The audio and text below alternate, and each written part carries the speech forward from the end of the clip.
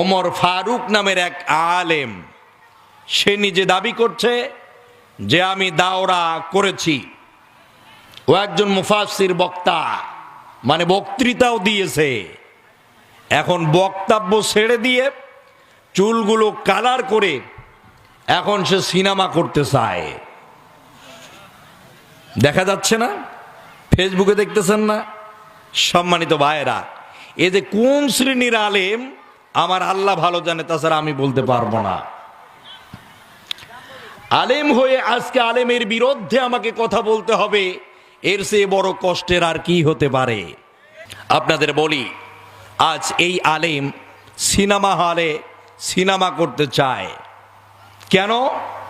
সে জানে যে বাংলাদেশে আলেমের কোনো দাম নাই, বাংলাদেশের মাদ্রাসা শিক্ষিতদের কোনো মর্যাদা নাই, তাদের সার্টিফিকেট থাকতে পারে,